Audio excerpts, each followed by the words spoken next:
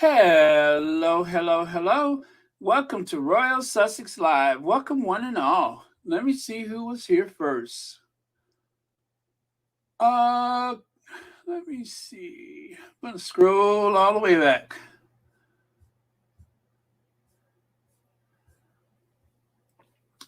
Joyce Yvette Davies. Thank you so much for being here first. There are no prizes, but I'm impressed. Thank you very much. Black Queen, Lane Parker, Sabrina Williams, Amelia Rodriguez, Joyce Yvette Davis, Marvin Cotto, Dansby One, Raffaella Bertoni, I'm sorry. And who else is here? Amelia, oh, I said that. Rodney Jackson, Elaine Parker, Manello,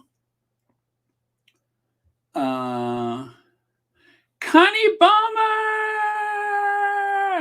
Hey, Elaine Parker.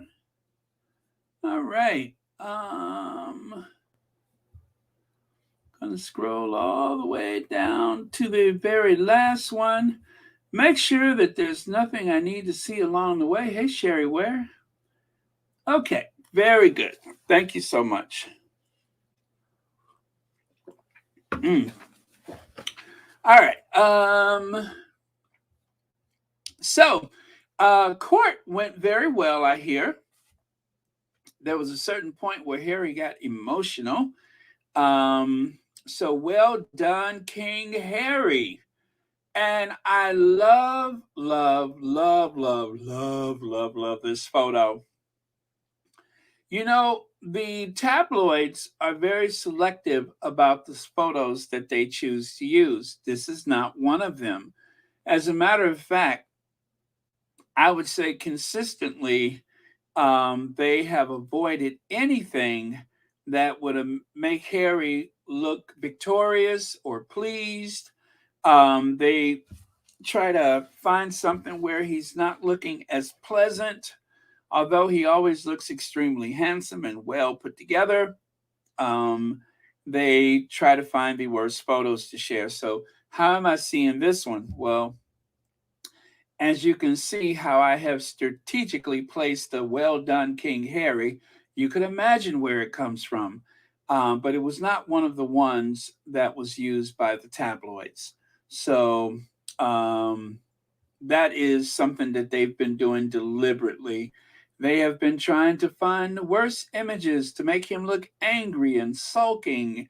Hey, Andrew Bodie, Marcia Ware, Dansby One, nice party we had this morning, right?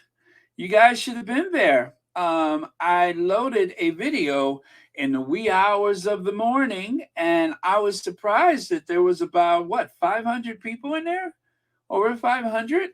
Well, it was a pre recorded video, and eventually Connie Balmer came along. That was great. Hello, Victoria Fabre, Tanja Marshall. And next thing you know, there was like, um, anyway, I did a recording of the entire opening statement, which was riveting from start to finish. Took me hours to put it together. And some of the photos that I tried to load on there didn't load. I got a bit impatient and I didn't give it a chance to load properly because I had worked on it so long. I'm like, I don't care. Maybe I'll lose a couple of photos. Well, I think I lost about 20 of them. So you will see like a big question mark looking for the photos. But anyway, the audio came out very well. And if you haven't listened to it, it it is the complete opening statement, the full version, and it took a while to put together, but it was worth it because in between a lot of the, um, you know, you Harry mentioned the I guess the chapter, and then the he had every statement was numbered as it would have been on the legal document, and that is what they went through for the opening statement in court the first day. And oh yeah, Joan Garcia, I did sleep. I usually sleep about 6 hours, and trust me, I got my 6 hours. Um, But thanks for asking. But the older I get, I don't have those like long sleeps anymore. But yeah, so it was a great window inside of a timeline. And someone said, "Well, this kind of reads a lot like Spare." Um, well, the thing is, it I'll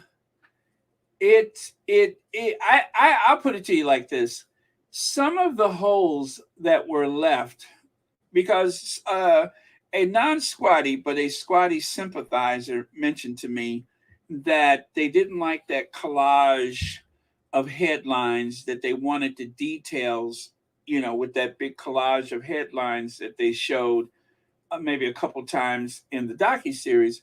This fills in that, maybe not directly, but I said at the time when that was mentioned that there was obviously things that Harry could not mention for legal reasons because of these cases that are coming up.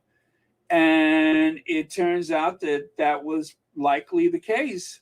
And I know that most of the squatties, I'm sure, recognize that, with cases pending, you can't name names. You can't, give specific information that may be detrimental to your case. And so, as squatties, of course, we are ever patient. When they're ready to tell us, we're ready to hear it. So I think that that's what it was able to do, was to fill in some of those blanks. And then, of course, the emotional side of it, obviously this is in my voice, not Harry's voice, but even though it was just like, very plain and straightforward like that, is based on the transcript from the court, you can still um you can still hear the emotional part of it. It's not difficult to imagine what these moments must have felt like. Thank you, Helen Cole, and thank you so much for the super chat. But yeah, so that's why that was so important. And I think that for Harry's side of things, as a few squatties has said, no matter how this court case goes, this is on the record. Harry has had an opportunity to sit in a court of law and take the witness stand and tell his side of things. It is a permanent part of the record, not a record, a virtual record that is put online by a tabloid media outlet, not by the increasingly biased American news media, which is getting very frustrating. I looked at the ABC report. I even saw Ethan's husband had wrote a couple of things in the comment. Good for you, Ethan's husband, going into the battlefield on behalf of our faves. But it was all a very snarky brand of skepticism from ABC News, which is so disappointing. Um, but as you know, we have come to expect that. And it just reminds me of the way news media that I used to respect as being very capable and fair and balanced, very just. Um, I no longer have faith in them anymore. The ABCs, the NBCs, and on occasion even CBS. I don't have faith in them. CNN, goodbye CNN. I don't have faith in those media outlets anymore because they seem to have gone to the dark side and there's no coming back. They have chosen their side. They have decided to forfeit any integrity that they may have had so that they can cover things like royal weddings and funerals and, of course, a coronation. We may have another one coming up very soon from the way things look, but all of those things are the reasons why they seem to have given in to the dark side. And I even believe that they seem to be um, coming down on the side of the tabloids. They seem to have taken the side of the tabloid. Where is Edward R. Murrow when you need him? Where is Dan Rather when you need him? Or how about what's his name? The the one that used to do the CBS. I forget his name, but Walter Cronkite. Where's the Walter Cronkites when you need them? They're all gone. They're all gone. So in the they're like that W word for ratings. Joan Garcia says, Baron, you have a great voice with smooth reading. You might have an additional second career reading the audiobooks of authors. Well, thank you very much for that, Joan Garcia. Very kind of you. And thank you so much for the super chat. Happy Wednesday. Good God, is it already Wednesday? I can't believe it's already Wednesday. Did somebody roofie me? Where have I been? Okay, let me see. Oh, yeah, I love this picture. Look how proudly Sherborne is looking at Harry. He was Diana's lawyer, so it's so fitting he was Harry's. I know, if it wasn't for the squatties, I wouldn't have this photo. I went to the Twitter sphere and there it was. And when I went through a few of the tabloids to see what they had available, I did not see this one. I didn't see this one. This looks too victorious. Harry seems very well satisfied. Now, I don't know who that squatty is in the background, but you just know that's the squatty back there. I can't tell what the t-shirt says, but okay, so you guys, I was listening to one of the spaces, and there was definitely a squatty again in the courtroom. And oh, I'm telling you, I don't know how much of that I missed, but it is so reassuring to know that wherever the Sussexes go, even through a sea of nothing but haters and evildoers, there's always a squatty nearby to yell, "We love you." And from what I hear, Harry seems to have recognized this person, said, "Hey, you." No, I think he said, "Well, hello, you," and shook her hand. He knew exactly who she was. And it turns out Harry's real superpower is that when he enters a space, he surveils the room. And as he said in his book, I may not have the best memory for events, but I know places. I recognize places. I recognize spaces. And obviously that is the case because, this squatty didn't even believe that Harry noticed that they were there. And it was like as he's walking in, suddenly he pivots to shake her hand. And it was just like so unexpected. They said they were so surprised they had forgot their name. So she couldn't even say what her name was. So there you go. That's his superpower. Well, one of them. He has so many. So that was very, very encouraging. Oh, I don't have the other screen open, so I can't see it. But Nadine, thank you so much for 11 months of membership. Thank you so much for watching Royal Sussex.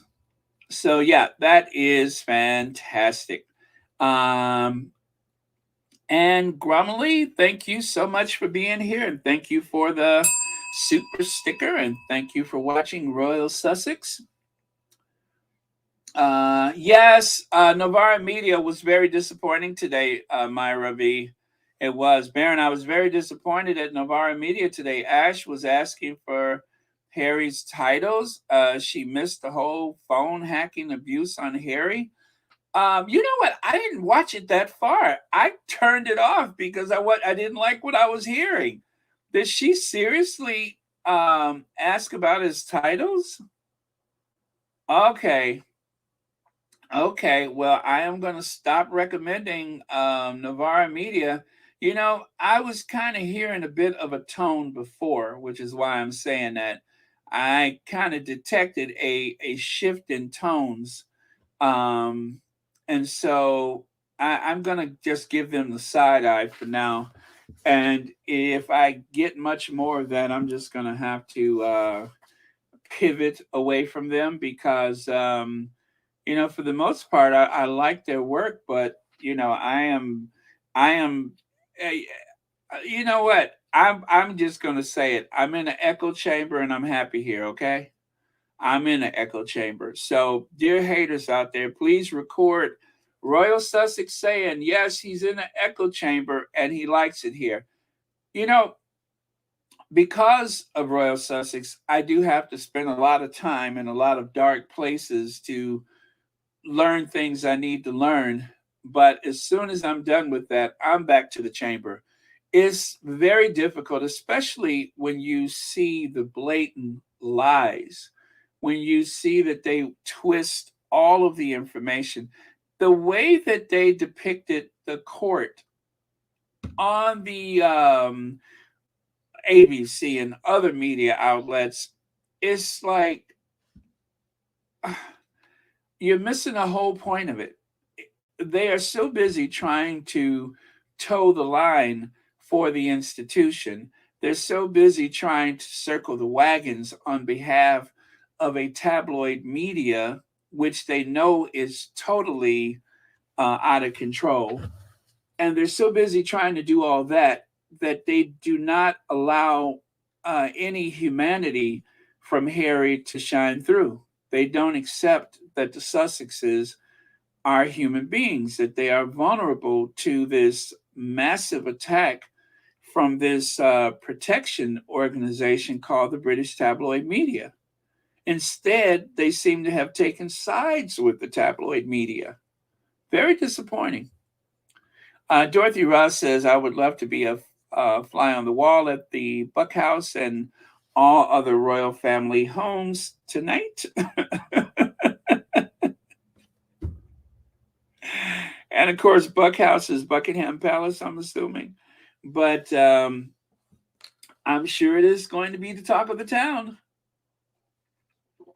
Right now, there are courtiers following family members around trying to reassure them that they are the most important people in the world and that the rest of the world just don't get what they're doing by cutting ribbons and sniffing flowers and all that other nonsense that they do. Harry is no monster. Charles is the monster. Don't even get me started with her again. Uh, Dansby one, thank you so much for the super sticker, and thank you so much for being there this morning. That was really cool.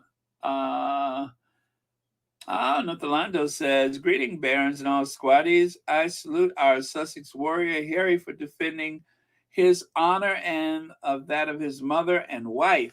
That he has done, definitely. Definitely. This is like my new favorite photo, by the way. This is my new favorite. Love it. Lorna Williams says U.S. media is turning because if Harry wins this case, they are afraid he may come after them for hiring the UK tabloid rats. And the U.S. has very good laws for slander. Yeah, that's true. But I doubt if they're that is about the part about the law. But I doubt if that's the reason why they're trying to defend those tabloid people. I think it's the most compelling reason. I think is that they want access to the royal family. That fluff seems to be popular, and increasingly, I think that because there's so little else to discuss, I think that kind of fluff is popular. I don't have a good explanation though for why they seem to have turned against the Sussexes. It's incredible that um well, and then again, now that I think about it, um I have to say I shouldn't be surprised because they allow all of that nonsense about Princess Diana. They allow those same people, if they have an English accent, that's good enough. You're probably an expert. They allow those same people to come to the American airwaves and try to sow all these seeds of doubt about Diana's integrity. And they have been doing it for years. They have been working on um, I guess killing Diana a second time. They have been working on that for years to try to destroy her in spirit. First, they took her life. Now they're trying to take her memory away from people. They're doing a lot to do that, and even every documentary you always have these people that try to tell you that, oh no, um, people have got it wrong. Diana wasn't such a saint. Diana, it's always that little negative spin on everything. Where and I think a lot of especially older people have come to this point where they really doubt Diana's character. They seem to have abandoned all of the memories that they've had of Diana and replaced it with this very negative spin from the tabloid media. They have been reprogrammed, I should say. Some of the same people who were probably crying and wailing in the street have suddenly given in to the likes of Camilla, Charles and Camilla. Well, after all, they're a love story for the ages.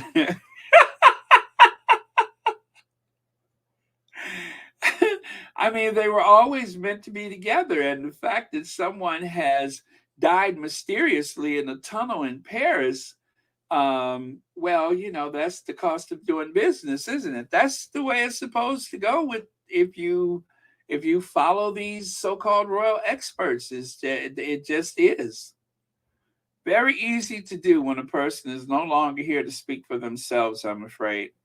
And that is really, really too bad that they've taken that position. But yeah, you can't stop them. That's what they're determined to do is destroy her a second time. Elaine Parker, thank you so much for the super sticker and thank you for watching Royal Sussex HIL. Let me see here. Oh, okay. Mr. Gate, thank you so much for the super sticker and thank you for watching Royal Sussex. And Andrew Bodie has a super chat. Great listening this morning while I got ready for work. I'm driving home listening and trying to chat at the same time, ever so carefully, I hope. Thank you so much for that. But yes, just make sure you're careful and we're all good. Thank you also for the super chat. All right. So let me go at least to the next slide. Oh, what about this one? Again, I had to go to the Sussex squad to find this one. I'm telling you, I'm suspecting that these are not available in the tabloid media. I didn't see any. The only place I'm seeing this is on the Twitch sphere. I mean, it's not impossible to go to the source of the photos and find images that the tabloids and other media outlets are not using. I think that people have been sold on this idea that Harry doesn't know what he's talking about and that he hasn't stated a case. And unfortunately, there are going to be so many people that are not paying as close attention as you and I are. They're going to take the word of whatever other media outlet, usually the tabloids, and that becomes the truth. The lie becomes the truth because they're not going to do any deep digging into it. And I have to say, Anne was on fire today, wasn't she? I was listening to the Duchess of Success, and I was like, I almost couldn't even get ready because I was listening to her. But yeah, Anne was on fire today, so that was and I was listening to like some of the comments and such that other people were making as well. But um, every time Anne said we paid $250 million for a king that has already run away or something like that, she said, I was screaming.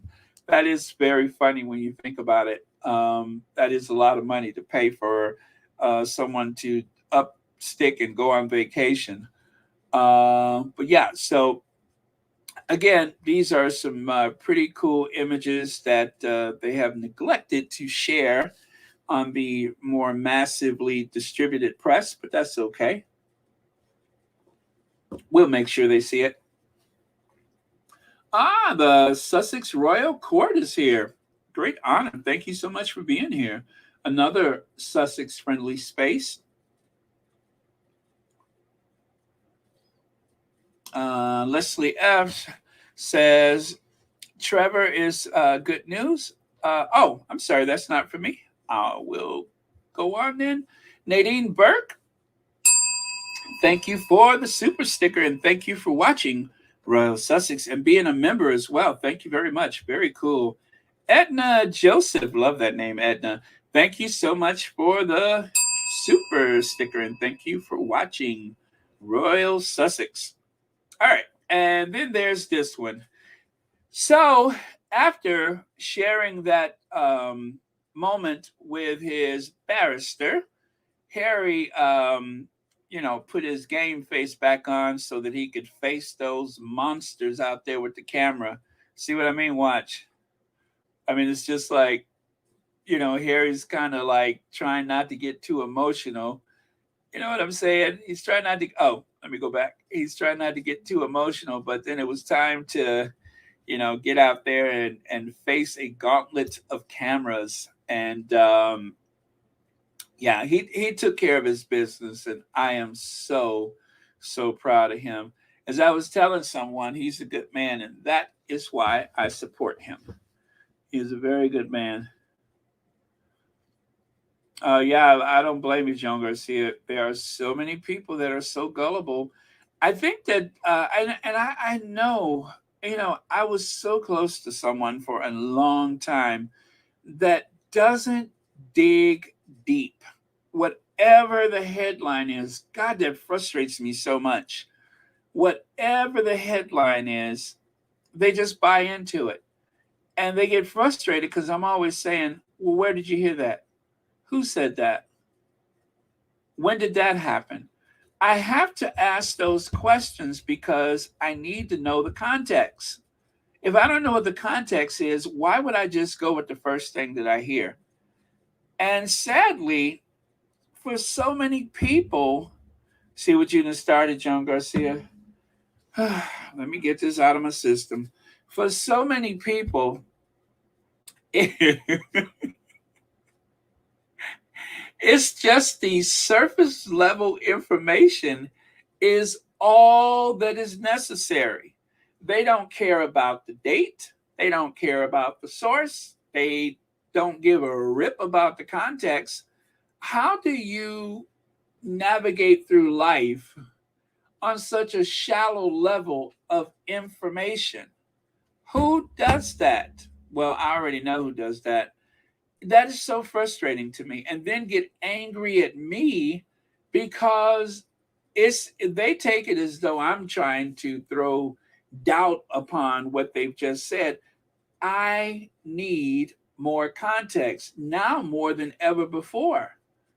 There's just you know, in this world that we live in now, where they try to keep people on the verge of a nervous breakdown in order to get you to come back and take in their information that the propaganda they're putting out. Everything is so surface level with so many people. Everything is reduced to a soundbite, and I can't take it. I'm sick of it. Do you hear me? Sick. I'm sick of it. Okay, so thank you, Joan. I got that out of my system. Let me have a sip of orange juice. It's more than I can take some days. According to, was that Taz getting on my nerves? She went too far with her unhinged lies about Megan and her trolls are repeating her lies. Oh, is that one of those hate people? Is that one of those hate people? I kind of don't know who. I think I know who that is. But thank you so much, Anastasia. Okay. Jael, thank you so much for the super sticker, and thank you for watching Royal Sussex. And you guys, Jael has a very, when you guys need to escape, and I do recommend sometimes you have to take a big step back from all of these things that we fight for. Sometimes you have to take some fresh air. Jael, she hits the resale shops, the antique stores. She does some art, and occasionally she talk about the Sussexes. And I found her channel one morning, and I was just like, "Oh, good, she's keeping me company while I'm working on this." So thank you again for that, Jael.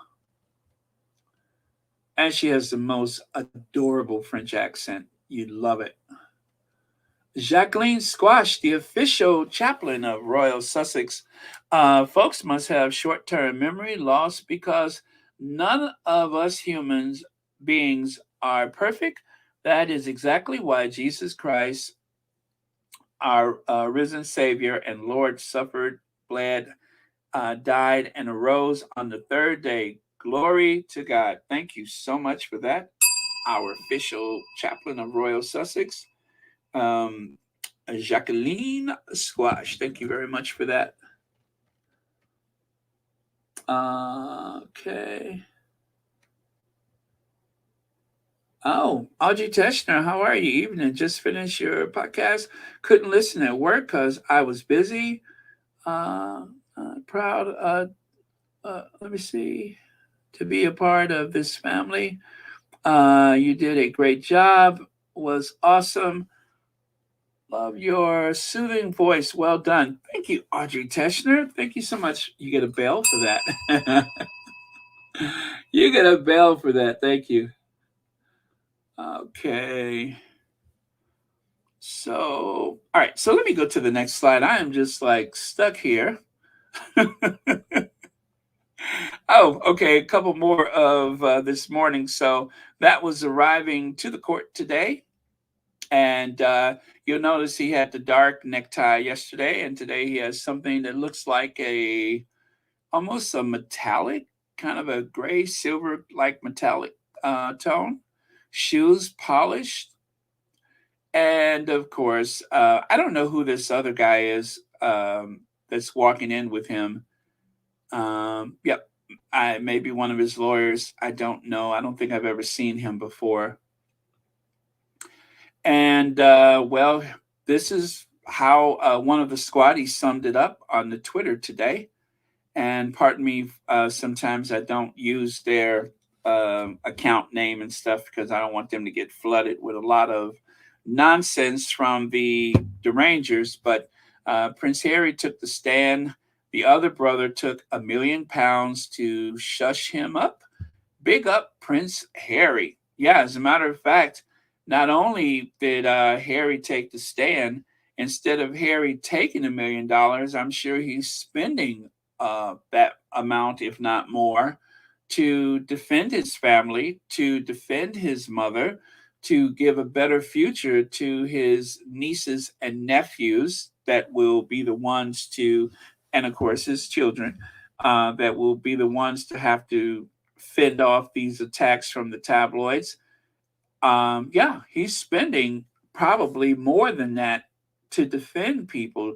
And in the future, I promise you, Harry's efforts right now is going to be applauded by reasonable people who understand exactly what is at stake. So, the real mark of leadership, the real proof of intelligence is when you are secure enough, when you have enough self confidence to stand in your truth and to not give in to the constant doubts of people around you, especially people that don't have your best interests at heart. It just makes sense for you to fight your corner and for you to tell your truth. Whereas William, not only did he take a big fat pile of money, but he also gave that disappointing speech where he helped them to silence his mother. He literally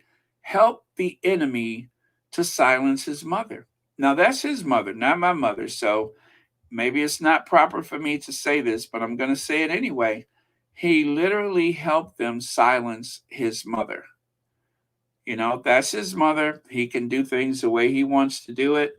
But he gave that very bizarre speech where he tried to blame everything that his mother was going through on the BBC and Martin Bashir.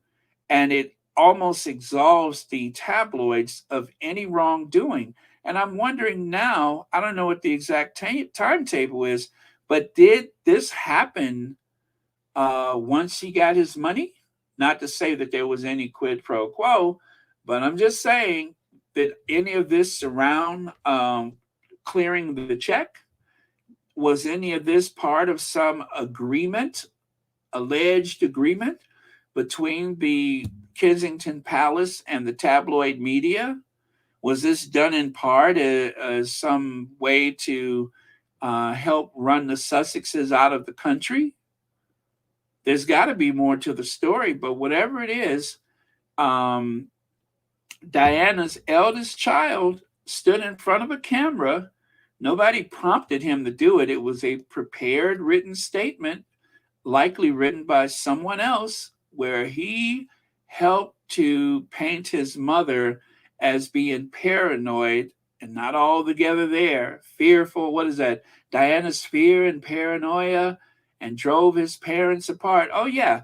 BBC and Martin Bashir played a major role in pushing his parents apart. The fact that she was being hounded by a tabloid media that seemed to be more favorable to Prince Charles at the time, right?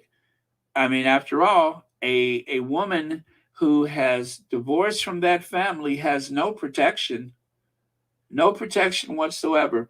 Once you leave the firm, which is what was it, George the Fifth or George the Sixth, who referred to it as the firm? We are the firm.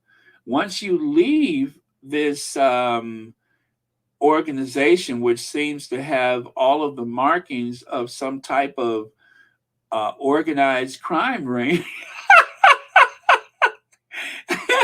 if you were able to describe things in detail, substituting just a few words, it would sound like the mafia to me. Not to say that it is the mafia. I mean, after all, Charles was ordained by God, not by some mafia don.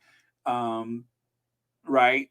Right. So, because Charles was ordained by God and because it was divine intervention that put him on that throne, not an accident of birth, we can't compare it to a criminal organization. We can just say that it sounds a lot like some type of protection racket or criminal organization. VS speaks royally. I'm so honored. Thank you so much for being here. VS says he silenced Di's voice and story because he has skeletons to hide. He is disgusting. Yes, he is. Yes, he is. I mean, I hate to say that because that's his mom. Ah, what an embarrassment of riches. Claire Kane, another Sussex friendly space. Thank you so much for being here, Claire Kane. Um, yeah, I would say that he, what's the term they use? He threw his mother under the bus. He threw his mother under the bus. Rohini says, nah, Baron, William made that awful statement about his mother in 2021. Such an awful, nasty, grubby little man. Look at him looking like Lex Luthor. Yeah, he does look like Lex Luthor. Uh,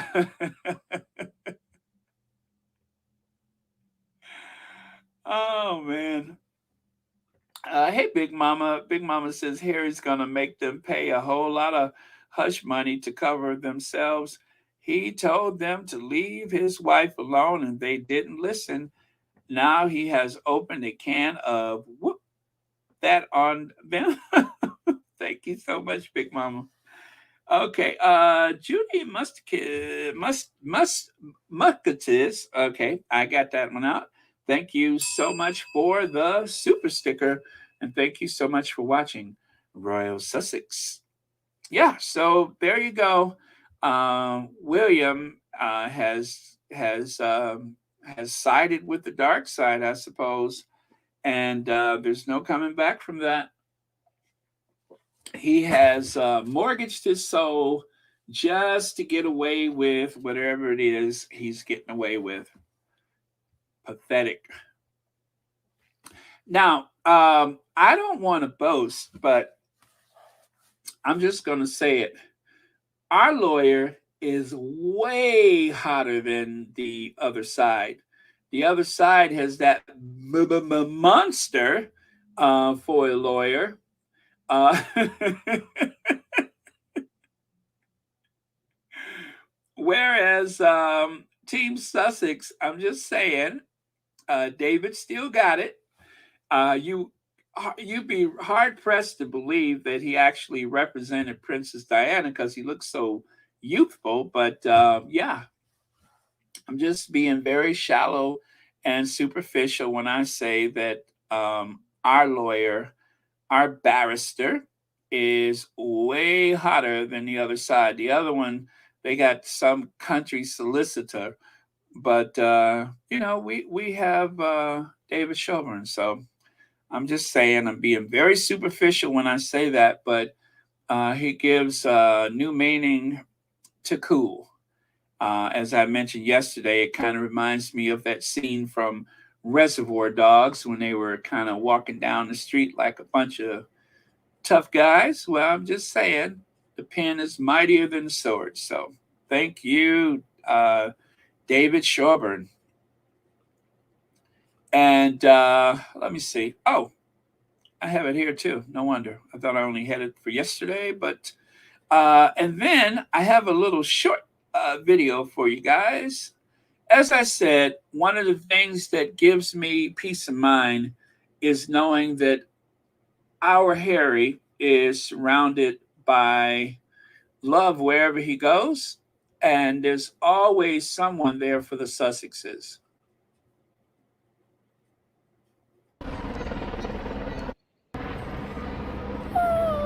Okay.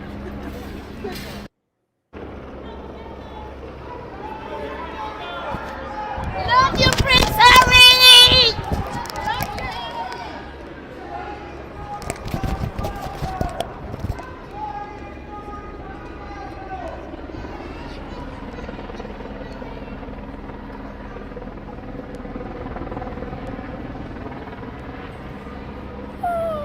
Okay. So there you go. Our Prince Harry. Wait, is it there we go. Okay.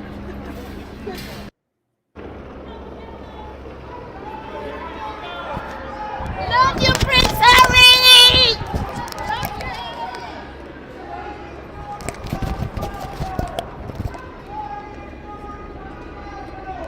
Yeah, I can't even tell what those people are yelling in the background, but I probably don't want to know. That I hear it was a couple of derangers down there, but anyway, they're doing God's work. So thank you so much for being there for our Harry. And so he jumped back into the Range Rover and disappeared into the streets of London. Yeah, they had helicopters. I'm just like, uh, this is not some, well, anyway, they had helicopters. That was rather strange. I'm like, what are you looking for at that point? But did they say it was Sky News or someone had the helicopter there? That was very strange. So you may have heard this soundbite with Anne earlier, but I am going to play it again. Trigger warning: the guy with the glasses. I don't know him, and maybe it's not fair for me to say this, seeing that I don't know him, but he seems to be one of the most disgusting people that has ever drawn a breath. In other words, I think he's a pap. I think he's a pap. So let me get that for you guys. Let me cue that up.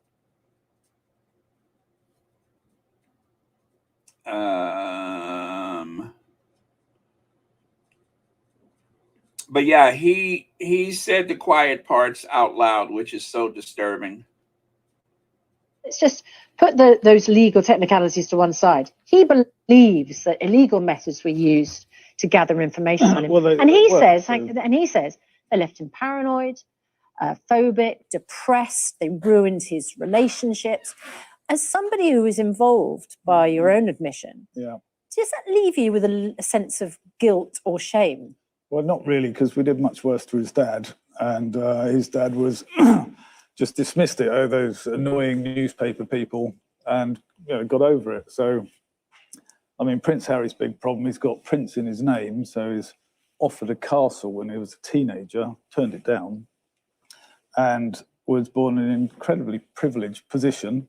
There's a small possibility that he might have risen to be head of state of, Canada, Australia, 14 countries. So I think, and we were paying for it, public paid for him. So I think we had every right to, I don't know about listening to his phone calls, but that was illegal. It was, but you could say taking drugs is illegal. So takes a two wrongs don't make a right, of course. Yes, but you need someone who's kind of been there to be able to catch people doing that, and that's the balance, isn't it? You got someone's mental health at stake, possibly, as his mother indeed suffered. I mean, I chased his mother a lot, but I mean, I think chased as in, well, chased around the world for about 5 years. Let's just put those legal technicalities to one side. He believed. So I don't know what was meant by chased his mother-in-law. Is he saying Camilla? He chased his mother-in-law. No, not Camilla. He can't be speaking about Doria. Who is he talking about, mother-in-law? I had to say to myself, is he high? Is he under the influence of something? I didn't understand that. But he seemed to have difficulty making eye contact. It was even more difficult for him to justify himself and sound like an intelligent person at the same time. So maybe that wasn't the desired effect. But I have to tell you, if there seems to be a certain, what am I looking for? There seemed to be like a bit of a deficit mentally when you're dealing with the paparazzi. As Harry said, they seem to be like a bunch of thugs. What was that he said in his court statement? That they, oh gosh, I forget the term that he used, but he said that it was something about them looking like some ruffians or something. That wasn't the word. I know it wasn't, but I can't recall. But they're very dodgy looking people. And when you have someone like that approaching you and they're reaching into their bag to grab something, and you don't know what it's about, it caused a bit of a panic for him. It caused a bit of a panic for the royal protection officers, and now of course Harry's bodyguards. It's a lot to deal with when you're in a public space, and as Harry said, he had this like feeling that someone may have read something about him and decided to attack him based on lies, based on this notion that he is somehow trying to destroy the British royal family, that he's trying to bring down the monarchy. Leg says, he said I chased his mother a lot. Oh, okay. I thought he said mother-in-law.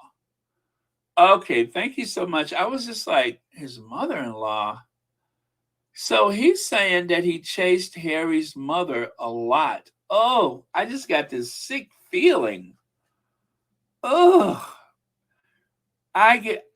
you know what? And now when Harry said that he felt physically sick when it came to his mother, I get it now. And looking at what you just said, I get it now. That is sickening. That is sickening, especially if you can single out and recognize that is one of the people that made my mother's life a living hell. That is so disturbing. Oh my God, now I get it. Thank you so much, Leslie F. Yeah, it does cause one to feel a bit, oh, thank you so much, Black Queen. I didn't catch it with the accent. I'm like, mother-in-law. All right, thank you so much. Well, I'm glad I played that clip. I almost didn't play it, and I'm like, well, mother-in-law? Okay, I chased his mother a lot. All right, got it. All right. And then there's this one. Caller says Prince Harry has been treated badly by the British press. Tessa Dunlap comments on the press reporting on itself. And Claudia I guess this is Claudia, right? References reports that Harry's been calm and unrattled, giving his evidence. So let's get to that one. Let me see. Is that queued up? Yeah, let's get to that one. And then we'll talk on the other side. About Harry's interpretation of what the press and media have done to him. Has the press ruined his life? Yes, absolutely. I agree totally with Harry. I'll give you 3 instances where people around the panel have seen this. The first one is facts. Danny Baker published a photograph of Harry and Meghan with a chimpanzee when Harry and Meghan had the baby. Jeremy Clarkson published in The Sun a newspaper article which said that Meghan should be paraded through the streets naked and excrement thrown at her. Piers Morgan has Meghan and Harry living rent-free in his head. He can't give a sentence out without speaking about Harry and Meghan. Now, I believe Harry will win his case. The reason for that is that all the people on your panel, I mean, Tessa, I love it, but all the people on the panel are saying, no, Barrister is great, he's a beast and all that, and Harry hasn't proved anything. You wait till David Sherborne gets warmed up. When he starts taking apart these other people, Rebecca Vardy thought she was going to win a case. She was crying like a baby in the dock, and she lost that case. So we've only seen one part of it at the moment.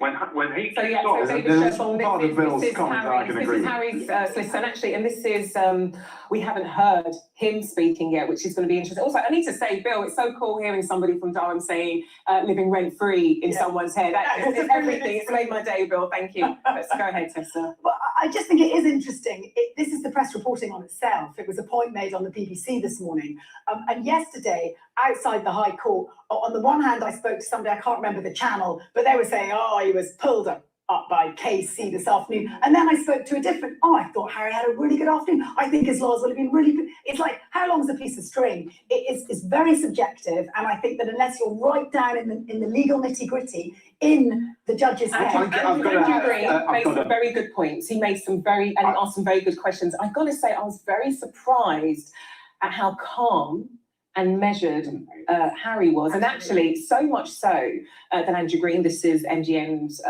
solicitor, said, can you speak up? Almost hoping that, we could get a little bit more of an emotional reaction. But some very good about Harry's interpretation of what the press and media have done to him. Has the press ruined his life? Okay, So thank you, Glow, for sharing that. I follow Glow on Twitter, and she, stuff that is not available to us here. She always shares those different things. So, uh, what's that? You say you're switched off? How is that possible? You've been a member for almost 2 years. Well, thank you for that. I. Oh, you saying am I switched off? I don't think so. I mean, if I can see you here, I should think that you're still. Although I haven't seen your name for quite some time, I'm curious about that. But sometimes when you guys can't get through, sometimes you may have uh, what do you call it? Removed your not membership, but your subscription, and then if you try to put it back on, and because I have that week delay for subscriptions, then you may have to wait that week before you're able to get back in again. So some that bell icon I think is kind of confusing, because on the one hand is for subscribing, and then on the other hand is for what do you call it, for the reminder or whatever. So yeah, I think they should have one for bells and one for, well, anyway, especially if you try to unsubscribe from a channel and you unsubscribe from the wrong channel. Oh, by the way, you guys, we're almost at what, 34,000 now? We're like 150 subscribers away from 4,000, I think. Yeah, I think that's it, about 150 subscribers away from 4,000. That's exciting, isn't it? Actually, yeah, about 150 is 33. So it'd be 33,000. It'd be 34,000 if we get just another 150 subscribers. So if you are watching right now and you have not subscribed, please do so. Make sure that if you're watching on a television, that you take some time and go to your smart device, like your tablet or your phone, and go over there and subscribe. Greatly appreciated. Helps a lot with the algorithm. And so thank you very much. And let me see here. All right, so that was very interesting. I love that exchange. Let's see. Helen Cole says, I would like to find the Clueless Kate interview, stating that she supported the UK media so that I can give her a piece of my mind. The Palace Grey Minute place a suit against the UK media when they printed Kate topless pics. It was for like a baby thing, right? Where she supported the Sun's something baby bank. It's a baby bank. So I guess that's kind of like the harvest home, maybe, where they can find formula, blankets, diapers, or nappies, as they call it over there. And to me, it just seems like they were trying to steal the thunder from Meghan or from the Sussexes by doing something to have a drive to increase donations in a way that the royals don't typically do. The royals don't typically, or should I say, they don't actively campaign for funding. I don't ever see them actively campaign for funding unless they're trying to restore the Dumfries house or something like that, and then they just wait in the wings for a bag of cash. But other than that, they don't ever really use the platform to its fullest. And I get the thing about, okay, well, we're not supposed to be political. You don't have to be political to specify that there is a need. But for them, it's just, okay, I'm going to show up. And then what happens, especially when you're not that popular enough to really draw in. See, for people that are not Americans, I don't know how they do in other countries, but here in the US, so many fundraisers are corporate driven. Also, there are the foundations for so many very wealthy philanthropic individuals like the Sussexes, like the Bezos, or like the Gates and all those kind of people. There's a lot of philanthropy that drives donations, that builds hospital wings, that sponsors big events like the Olympic Games. There's a corporate sponsorship, so we don't usually depend upon taxpayer money. Sometimes, when a city wants to host an event, they will float a bond. They will raise money by floating a bond so that they can give you a chance to buy those bonds, or a lot of times they're purchased by investment firms, and that is another way to raise money for things. And so all of the stuff that people think that the Royals are doing for the economy, for these not-for-profit organizations, it's amazing how other countries exist outside of that type of input, where they don't have to buy plaques to say that Princess Anne was here back in 1965. They don't have to do all that stuff.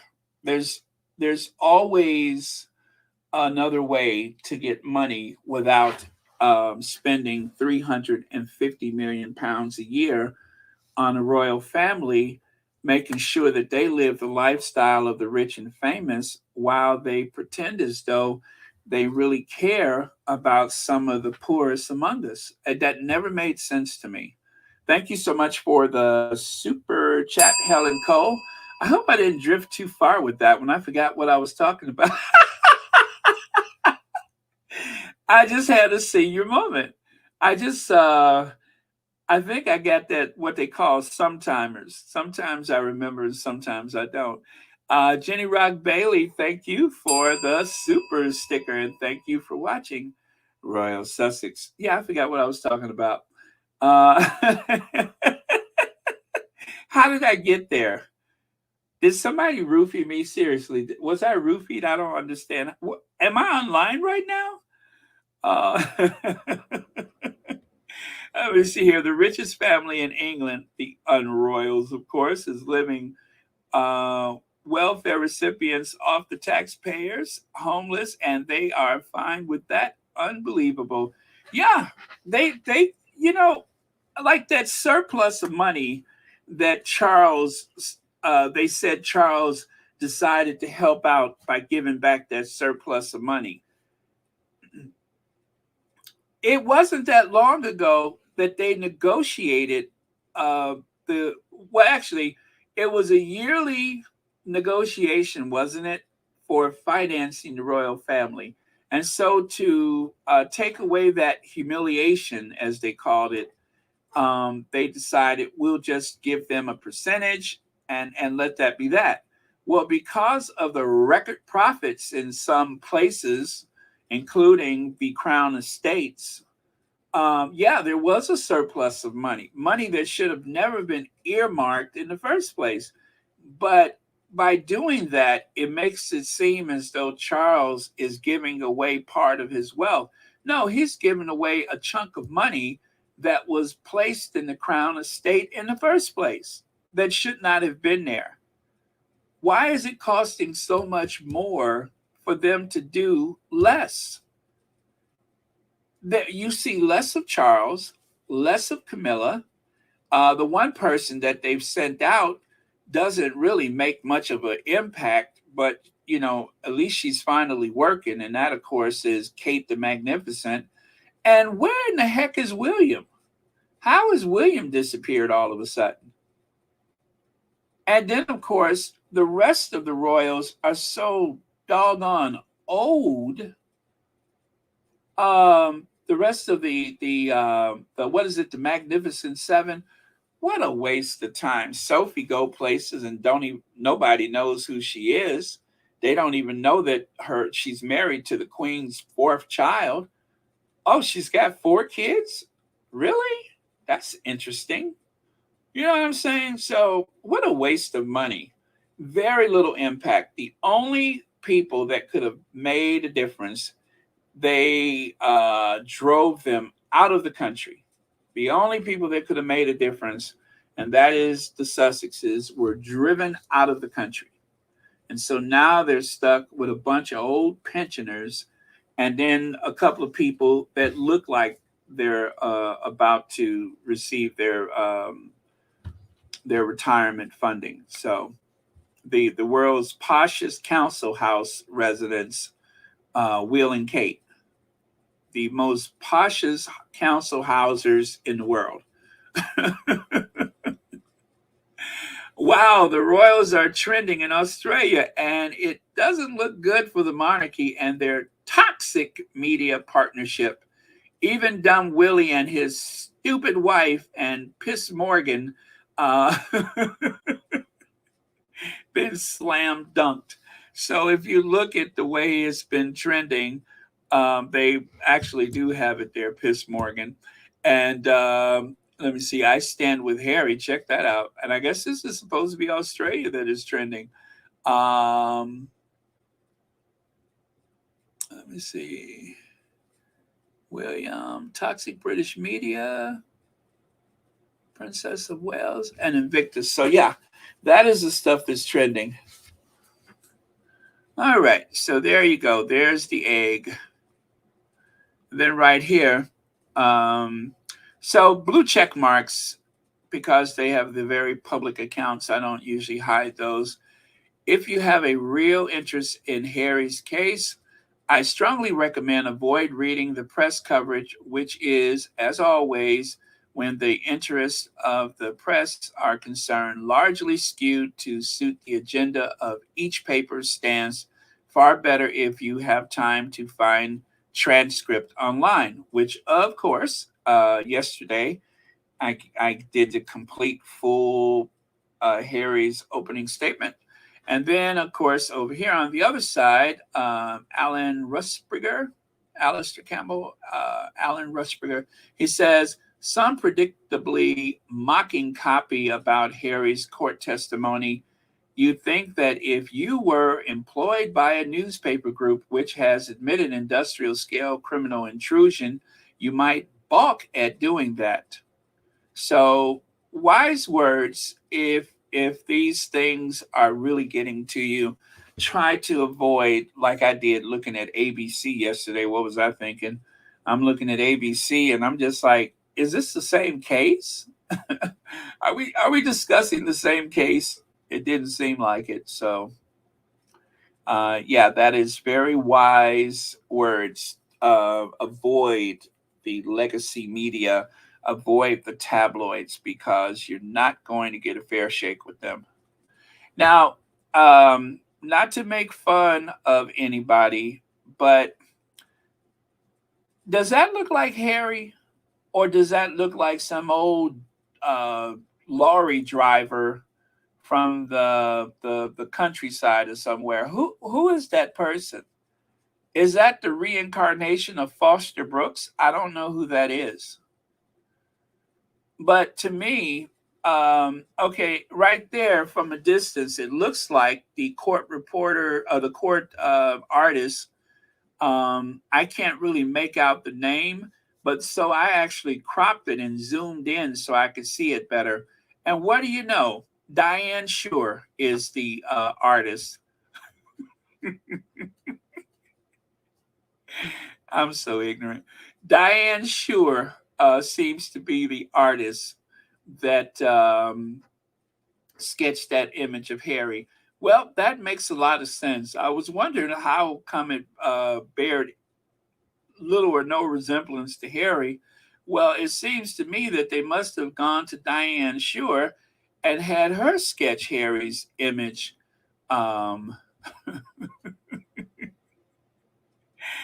If you know, you know. They must have gone to her and had her do Harry's image, because it certainly doesn't seem like a real sketch artist had anything to do with it.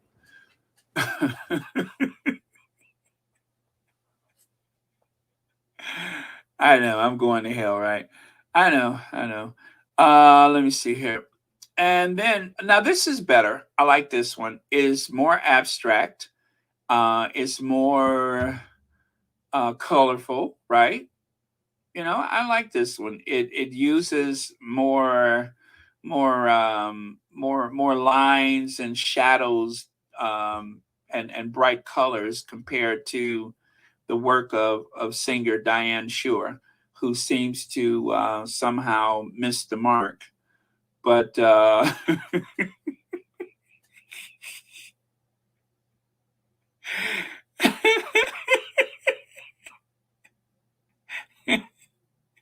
see what I mean?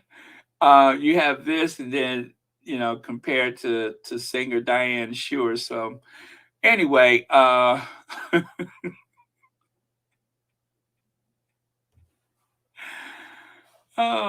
plus I like those very chiseled features that they gave Harry. See there, he's got those chiseled good looks. All right, so anyway, Diane Shure, if you could hear me in heaven, I'm just kidding. I'm just kidding, girl. Now, this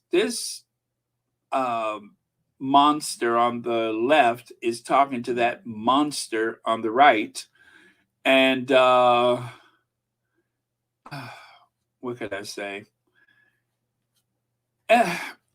He was very disappointed that Harry referred to him as Mummy's butler. Well, you are Mummy's butler, aren't you? You weren't Mummy's friend, obviously. You certainly wasn't Mummy's man. I'm not sure whose man you were, but not Mummy's man. You weren't anything other than this very opportunistic amoeba that seemed to somehow had found his way into employment with the royal household. So that is Paul Burrell, who looks like hell. Now, Paul Burrell has been grifting and grifting and grifting. He has been using every opportunity that he could find to capitalize off of Princess Diana's legacy, her memory. And he hasn't stopped yet. And so when Harry wrote Spare, he referred to him as Mummy's butler. And before that, I don't think Harry mentioned him at all. There was no mention of him. William didn't mention him. Harry didn't mention him. Now, if you listen to the transcript from yesterday, then you know that Harry was very upset. And even in Spare, I think he said that he wanted to hop on a plane and go back to the UK and give Mummy's butler a piece of his mind. So Mummy's butler decided to cry the blues to Dan Wooten, saying that Harry somehow wronged him. He said, I went through that case years ago where I was accused. I didn't sell any of Diana's stuff. I didn't sell her stuff. And I want him to apologize. He needs to apologize. He shouldn't be able to go on the witness stand and bring up things like that from the past. Oh, he was outraged. And I don't have the sound bite. I didn't want to bother with it. But he was outraged that Harry decided to speak his truth and to tell the world how he felt about Mummy's butler. And not only him, but even William, who seems to doesn't, embrace his mother's memory in quite the same way. Even he was supposedly upset with Mummy's butler. So he finally got the mention that he wanted. You wanted to be spoken of? Well, you finally got the mention that you want. But it wasn't the way he wanted it. The way Harry put it is that he took advantage of his proximity to Princess Diana. He has been capitalizing off of Diana's memory, that he has made quite a living, quite a meal out of all things Diana. And now that he has finally been mentioned, now he is very upset because Harry spoke about Mommy's 300 plus missing items. And of course, Paul had to bring up the fact that the Queen, he said that the Queen gave him the cover in so many words for what he had done. As you guys may recall, the Queen actually recalled that she asked him to hold a couple of items of Diana's. I'm pretty sure, even if that were the case, which I don't necessarily believe it, even if that were the case, I'm sure the Queen didn't say, can you take 300 items of Diana's and hold on to them? Yes, I know she died tragically in the tunnel and mysteriously in the tunnel in Paris, but I need you to hold a few items. Did the Queen tell him to keep Diana's Versace gown? Did the Queen tell him to take Diana's underwear, handkerchiefs, a writing desk, personal letters, all kind of items? Now, Harry seems to be under the impression that some of those items were sold. And of course, what's his name? Paul Burrell is saying that that's simply not the case, and that he feels as though he is owed an apology by Prince Harry. And so I think he's going to be waiting a long time for that apology, but he says he has an apology due to him from Prince Harry. Well, I tell you what, I have been accused of some pretty strange things, but nicking somebody's mama's underwear certainly is not one of them. But that is what he is accused of, is taking personal items, and I do mean very personal items of Diana. And who knows what he was planning to do with it. But when the police raided his home, and I don't fear saying this because this is what happened, he was not convicted because the Queen intervened. But when the police raided his home, they found items of Diana's in the rafters of the roof, in cupboards, any place you can stick something, he did that. Now, given how large his head is, and he does have a massive head, the security at Kensington Palace said that at like 3 a.m, this is after Diana died, this is before Diana was even buried, he was making trips back and forth to Diana's apartment in the dark of the night. And when queried about it, he said that he was acting on behalf of the family. Okay, so the thing is, he knows a lot about that family, and it would do nobody any good, probably including himself, lest he should end up in Paris.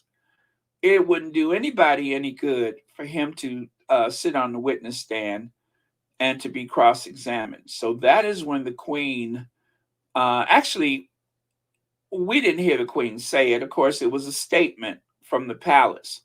After that statement from the Queen, then, of course, the case collapsed because the sovereign can never be placed on the witness stand. And so the sovereign is above the law.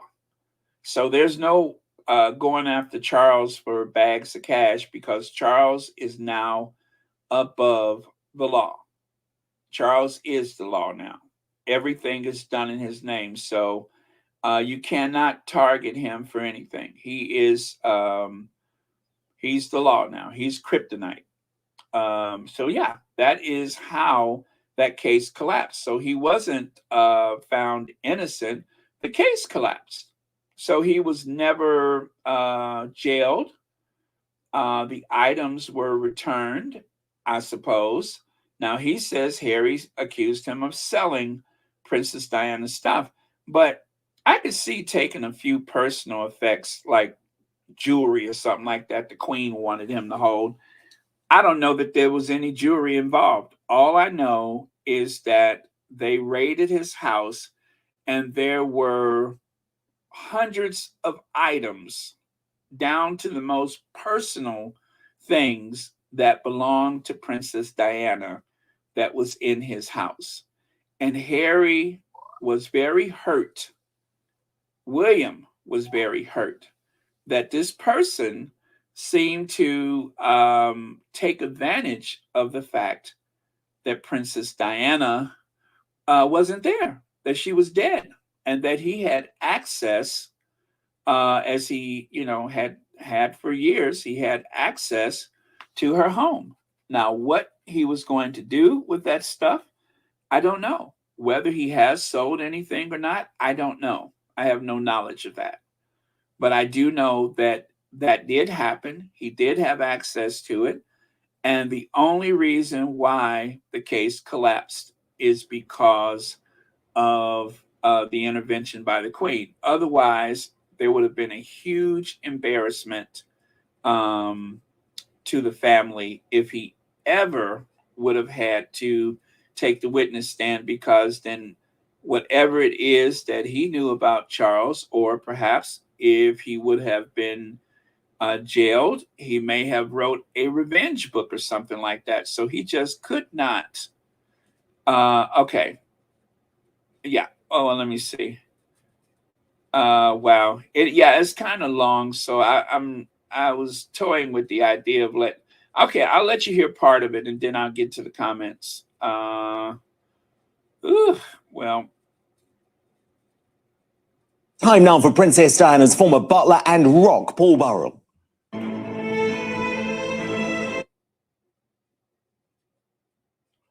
Oh, come on, man. Get to it. The possibility of you and your brother meeting with Paul Burrell. Evidence in court, sworn under oath. And he has said categorically in that witness statement that I have been selling Diana's possessions. That is not true. That is defamatory. And I want him to apologize and say sorry for saying that, because that is not true. He knows full well I have always protected, I've loved and cared for his mother and himself and William when they were children. So really, I don't know what tangent he's gone off at here, because it is not true what he's saying in court. It is simply not true. And I think personally that this is a PR exercise, and he doesn't care what casualties he has in the process of putting forward his fight against the media. I mean, he complained in Spare that he was put on Camilla's PR altar and sacrificed. Well, Harry, you're doing the same to me. What you're doing to me is unforgivable. You know the truth. You know what I feel and think. I am not a two-faced SHIT. I'm not that person. Don't say these things in public. I've tried 20 years to get away from what happened to me a long time ago. What happened to me was I put through a judicial system, blamed for doing something I didn't do. Harry, you know full well that that court case collapsed. You know your grandmother intervened in that court case. She had vital evidence, yes, which saved me. And you know that I came out of that with all accusations gone against me and as a free man. And you know you can't go into a courtroom and say, well, actually, Paul Burrell's selling my mother's possessions, when you know that isn't true. Indeed. And So, again, the case collapsed because the Queen recalled a conversation where she said that she asked him to hold a few items for her. Not 300 items. Did the Queen tell you to hold over 300 items? He didn't say how many items. He never said what items. The Queen did not publicly say anything. She just simply allowed somebody to release a statement, and that seemed to cause the case to collapse. It did not absolve him of anything. It just simply meant if the case would have involved the Queen, then there was no case. There is no case. There was no case. That's the end of it. So by the Queen inserting herself or someone inserting the Queen's name into the case, that's why the case collapsed. So again, Harry, he says that Harry said he sold some of his mother's stuff. I don't know anything about that, so it's not me saying it. For the lawyers that may be listening, that is what he says Harry said. But anyway, like I said, one thing I know for sure, there were some 300 items. The police raided his house. He was in a lot of trouble, and but for the fact that the Queen intervened, he would have had a trip to the Crossbar Hotel in all likelihood. TCC's son says the two tweets were retweeted by Diana's brother, Charles Spencer. He's watching and listening to his nephew. Yes, I heard that Charles has chosen a side and that he seems to be on Prince Harry's side when he himself has been, attacked by the tabloid media. As a matter of fact, they said Charles Spencer is the only reason why they were not allowed at Diana's funeral. The royal family was more than willing to have them there, but Charles Spencer put his foot down and said, absolutely not. Public funeral or not, they are not going to be there. So that is the only reason why they were not in Westminster Abbey that day. Yes, the famous, which one? Because there were many occasions where the palace released a statement from Harry that he knew absolutely nothing about, but I do know of the one in which you speak. Let me see. Remember that somebody faked Harry's signature on that letter, and Willie knew that. They should be charged for that. Yeah. So there's been several occasions where Harry, I think he mentioned that a few times in Spare, where there was some statement or press release that supposedly came from him and he knew nothing. And Harry had a secretary for probably I'm going to say maybe while he was in high school or just after high school, he had a secretary.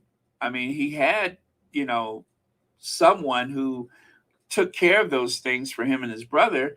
And so it wouldn't have been difficult to say, okay, well, this is what we're going to release, sign here. And that would have given him at least knowledge of it before somebody inserted his name into a statement that he knew nothing about.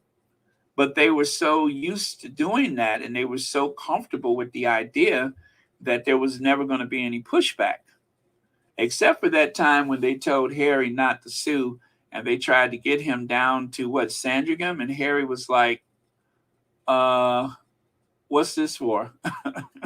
I think it was William and Charles that tried to intimidate him into not pursuing these cases, and he wasn't hearing of it. So he knows how to say no when he wants to.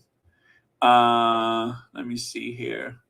So thank you so much, TCC Son, for the super chat. Was there another super chat that I missed, or no? I don't see one. Jeannie Rock Bailey, thank you for the super sticker, and thank you for watching Royal Sussex, in case I missed that one. Okay. All right, so I am going to, I'm not through with Paul Burrell yet, because as always, I like to give a little more background about what he's speaking of, but just scrolling through very fast. Oh my goodness, there's so many comments. I'm so sorry.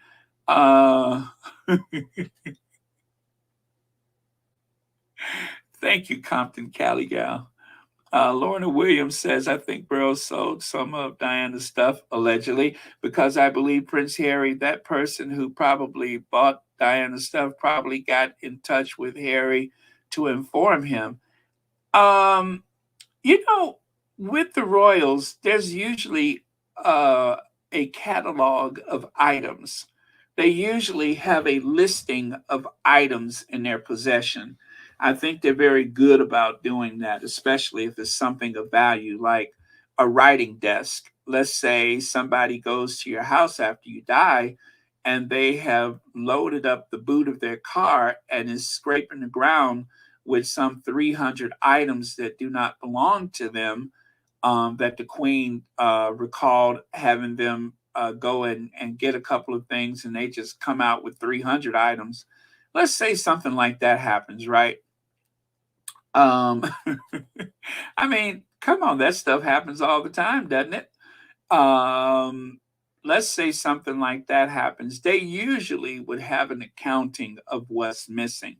Now, as for somebody's drawers and handkerchiefs and bras and stuff like that, I couldn't tell you what anybody was planning to do with that stuff. But and let me remind you guys this: it wasn't Paul Burrell, the bachelor. This was Paul Burrell, the family man. Paul Burrell has what, 3 kids and a wife, or had 3 kids, well, a wife. So before he realized that Paul was actually Paulina, to put it politely, before Paul realized that it was actually Paulina, oh my goodness. Anyway, before he came out, he said that the Queen had urged him to get married, but that he, he loves his wife, sure. He loves his kid. Yes, we hear you. But at the same time, he also at some point said that Diana certainly knew which team he was batting for. So Leg says, weren't they referencing a tabloid article in the court where Harry was 12 and the tab said, is that tabloid? That Harry said he was oh yeah. I think that was that Harry said it on a phone call. He said it on a voicemail or something like that. I think he said it on a voicemail, and then it ended up in the papers because they were hacking his phone. So yeah, they're not putting it into context. Good point, Legs. You're absolutely right. I totally missed that one. Yeah, that's a good point. They're not putting it into context. There was an assumption of privacy or privacy when Harry said that. He wasn't just going around telling everybody, "Oi, mate." He's a two-faced piece of. No, he wasn't doing that. He actually said it in the privacy of a phone call or a phone message, which, I do that all the time. Do you guys know how many times I just sit here and out of the blue, I will call somebody and leave a voicemail and say, you know what, Paul Burrell is a two-faced piece of crap. I do that all the time, so I can understand that Harry would do that, seeing that was his mama's stuff that was taken out of her house hours after she died and spirited away into the night at 2 and 3 in the morning, alarming the security at Kensington Palace. I would feel the same way too. I would go around and call him a two-face.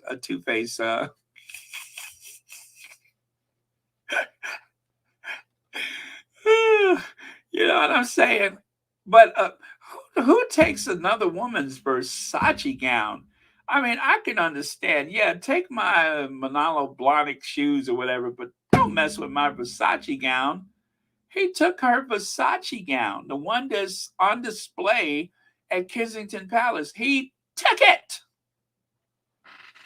Now, what in the world were you going to do with a Versace gown? What animal is that? So, yeah. Thank you, Natasha. Disgusting. Let me see here. Okay. Shirley Kearney says, Baron, who's to say allegedly might had been the one working with the tabloids with having her phone bugged. Well, I would accuse him a lot of stuff, but maybe not that one. Maybe, just maybe. Here it goes. Police list of items allegedly stolen by Princess Diana's butler.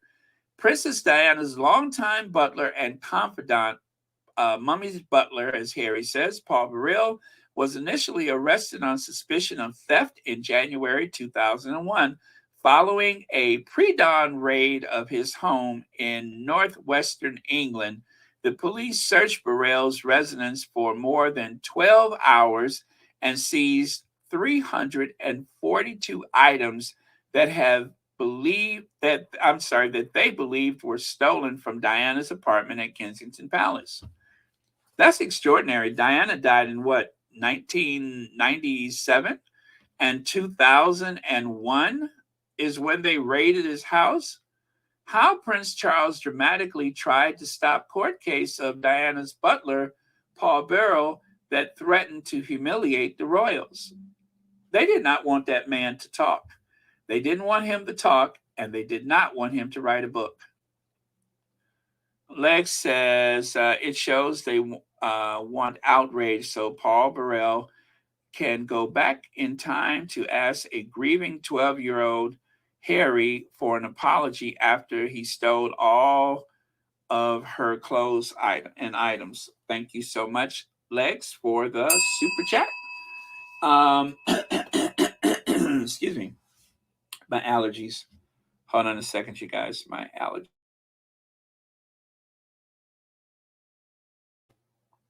I'm getting a bit of a post-nasal drip. But yeah, so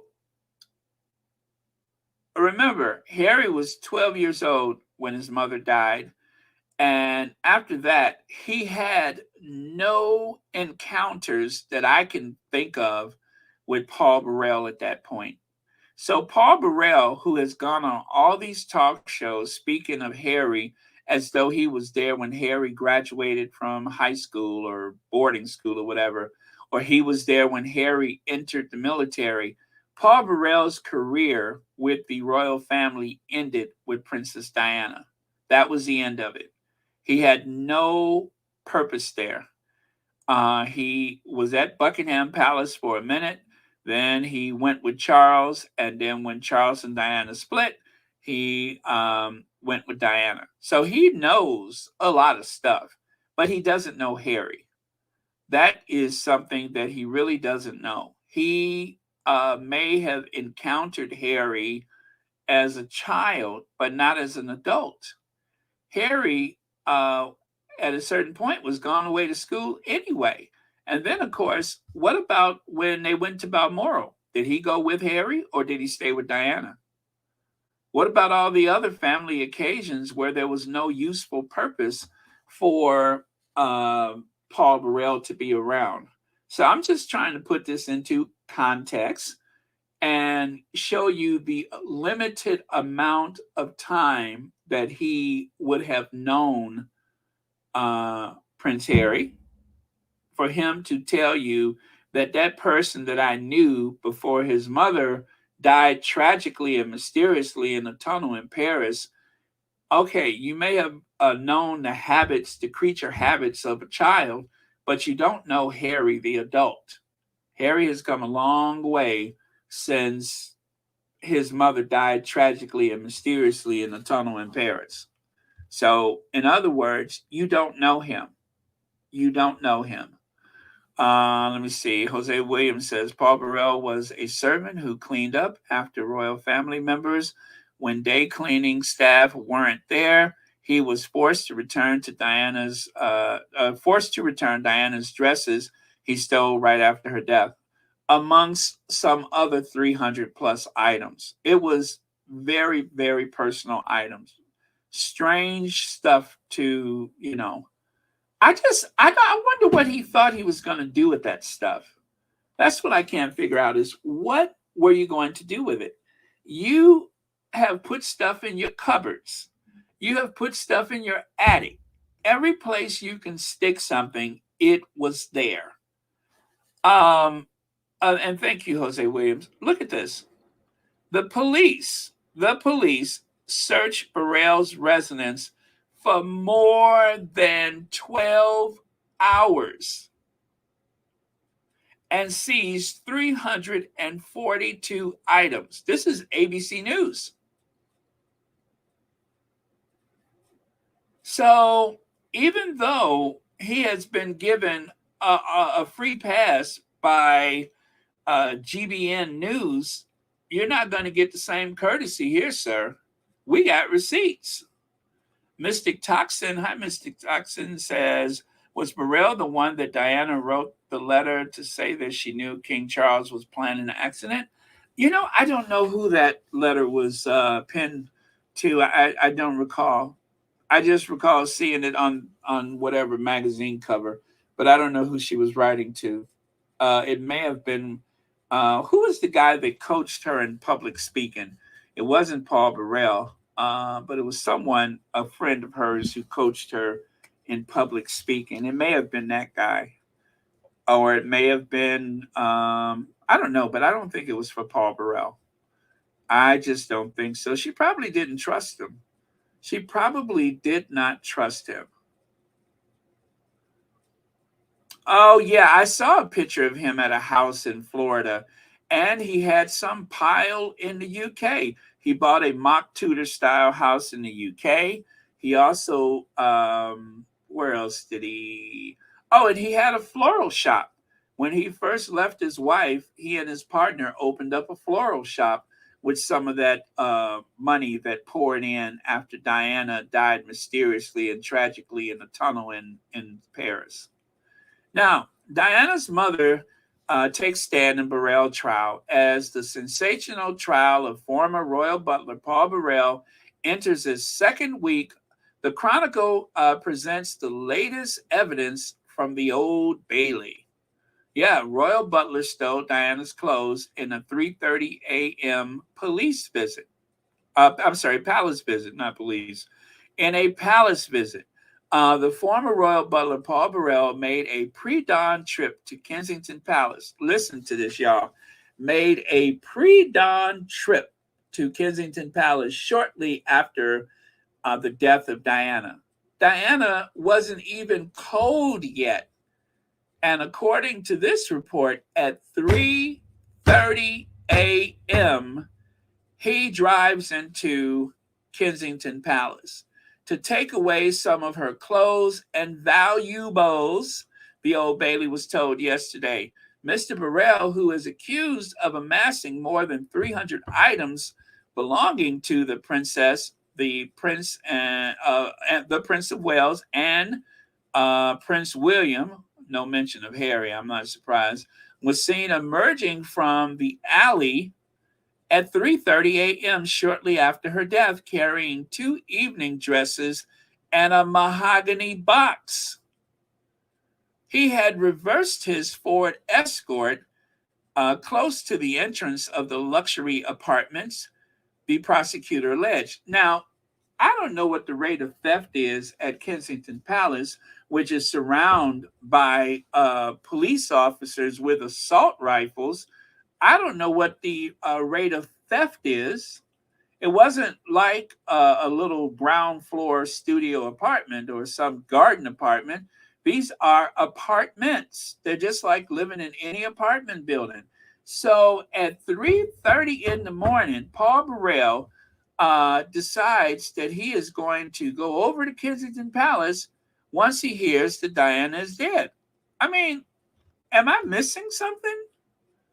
Am I missing something? Oh, Linda Bell, thank you so much. Thank you for being a new member of Royal Sussex. So there he is holding his book, A Royal Duty. Well, Harry just said he was a piece of crap. It's no wonder he referred to his book as A Royal Duty, because he seems to be something that somebody pushed out. They're back in. There he is. I mean, that is such an epic name for any book written by someone like Mummy's Butler. What a better name than A Royal Duty.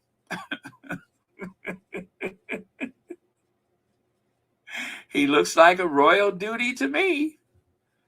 Oh, well, Former butler Paul Burrell launches his book Royal Duty and signed copies at the Townhouse Hotel. That was back in 2003. So once he was thrown clear of that court case, time to start writing. Could have been a whole different book had he not had the Queen not recalled a conversation. Has anyone checked PB's eBay? Oh no, I haven't checked that. I haven't checked it.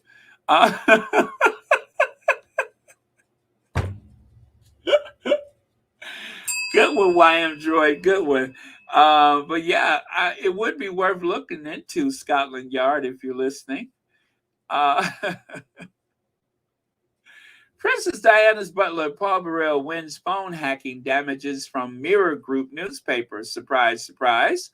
So this is why I'm saying I'm not sure that he would have been involved in any of that stuff with Diana, not because he's so loyal, but maybe because he was also a victim of it. But if that was the case, I'm more than certain it would have come out in that trial. Maybe, maybe not.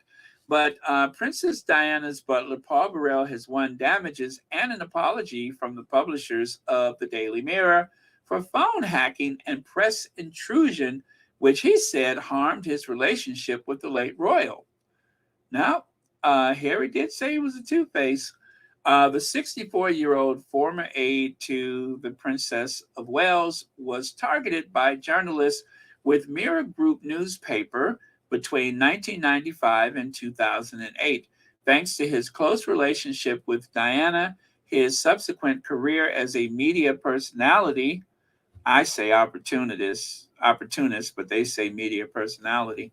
Burrell, who stood trial in 2002, was acquitted of allegations of stealing, of theft, of stealing, taking. He stole. He was acquitted for stealing.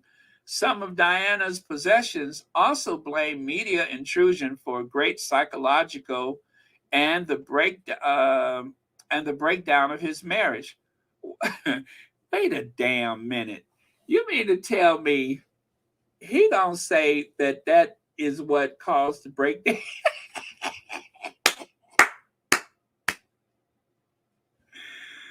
Oh, are you trying to accuse them of you changing?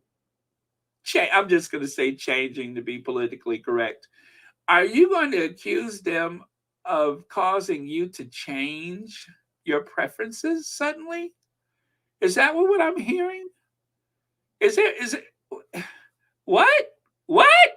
Now see, right there, if I was the Mirror, I'd have countersued. I'd be like, okay, yeah, we're sorry about this, that, and the other, but we ain't cost you your marriage now. Come on, girl. We ain't cost you your marriage.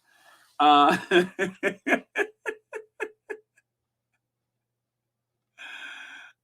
man.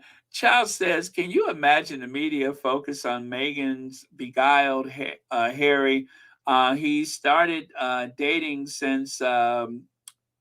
since 18 years, and these sycophants think he's some prince locked up in the tower.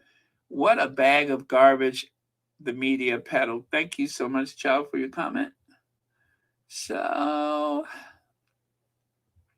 well, anyway, in a statement to the High Court on Tuesday, Burrell announced he had agreed to settle a legal claim against the Mirror Group, publishers of the Daily Mirror, Sunday Mirror, and The People, after being offered an apology and substantial undisclosed damages. Cha-ching. Well, so Ms. Things say that the Mirror Group damaged her psychologically, right?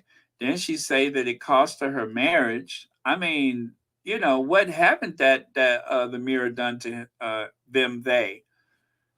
Girl, bye, Felicia. So right here, Paul Burrell says Prince Harry and Meghan Markle should be stripped of their titles. Well, this is the present day Paul Burrell, isn't it? Mummy's Butler says, Princess Diana Butler, Paul Burrell says Harry and Meghan should be stripped of royal titles, branding their documentary self-obsessed. This is coming from the man who made a 3:30 a.m. run. Now, he didn't go to Diana's house and stay there to protect her stuff. He went there and took her stuff to his house for protection. Diana's ex-butler claims Meghan and Harry should lose royal titles as couple arrives in New York City. That was back in December of 2022. Princess Diana's former longtime butler, Paul Burrell, claims that Prince Harry and Meghan Markle should be stripped of their titles. Well, somebody's kissing up to that alt-right, right-wing agenda, that cultural war. Paul Burrell blasts Prince Harry as he claims Duke had forgotten what loyalty is. Okay, and I'm going to say this one more time. He walked out of a dead woman's house with 300 and something items. And the only reason why he didn't take a trip to the Crossbar Hotel is because the Queen recalled a conversation where she asked him to hold on to a few things. Were you talking to the Queen at 3:30 a.m.? While the Queen is there supposedly helping the children grieve.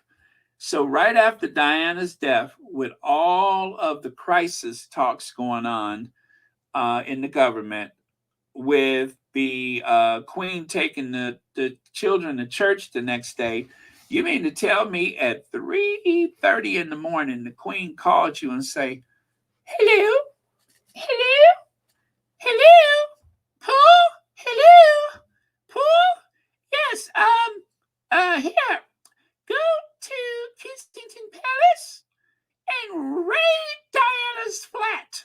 Yes, that's right. Raid her flat.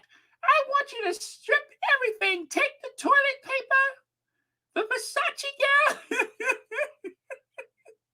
Yes, and please take that antique writing desk. Oh, okay. I can see how. You know what? I'm not surprised because, stuff like that happens all the time. I can see how that could happen. Yeah, that makes sense. That makes sense. The night Diana died, the Queen, the constitutional monarch, the head of the church and the armed forces, made a phone call, not one of her aides, but made a phone call to Paul Burrell and told him to go and strip the apartment bare. Yes, don't stop till you get to almost 350 items. Yes, load up your car. Stuff it with, put stuff in the ashtray, the glove box. I want you to strip it bare. Now do it on the double. Queen out. Yeah, that's what we're led to believe, is that the Queen, Paul, Your Majesty here, go to Kensington Palace and strip it bare. Okay, Paul Burrell. Maybe the heat of Florida is getting to him. Let me see. Manello says, who knows what that two-faced snake did to Diana in that ward? Allegedly, thank you. And why did he show up so quickly? Was he doing...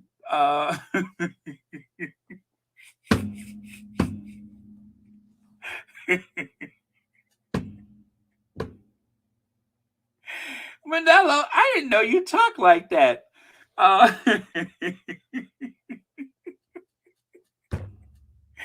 Allegedly. Well, thank you so much, Manello. And now imagine Paul Burrell with that big gigantic head trying to creep around Kensington Palace at 3:30 a.m.